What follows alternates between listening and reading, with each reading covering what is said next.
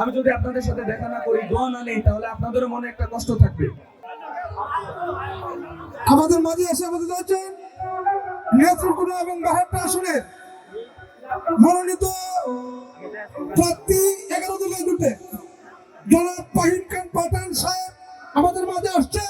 ওনাকে করতালির মাধ্যমে বরণ করার জন্য সকলের কাছে আহ্বান জ্ঞাপন করছি এবং সকলের উদ্দেশ্যে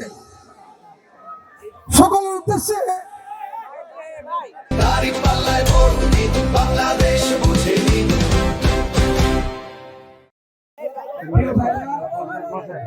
আজকে আপনাদের এই বাউল সন্ধ্যায় আসছি, সবাইকে অনেক ধন্যবাদ। এখানে বিভিন্ন দলমতের লোক আছেন, এটা আমাদের এলাকার প্রোগ্রাম। এই প্রোগ্রামে যারা আসছেন সবাইকে ধন্যবাদ।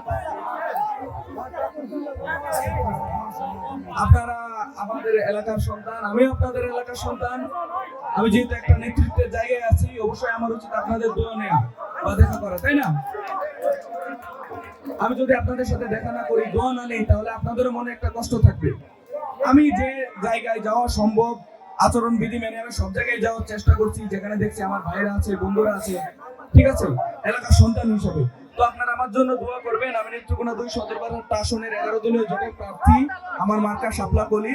আমি যদি ভালো জায়গায় যেতে পারি ইনশাল্লাহ, আপনাদের সাথে চিন্তা করে, আপনাদের সাথে কথা বলে, আপনাদের সাথে পরামর্শ করে সামনের দিনগুলো কিভাবে ভালো যায় সেটাই আমি চিন্তা করবো ইনশাল্লাহ। আপনারা সবাই ভালো থাকবেন। আসসালামু আলাইকুম।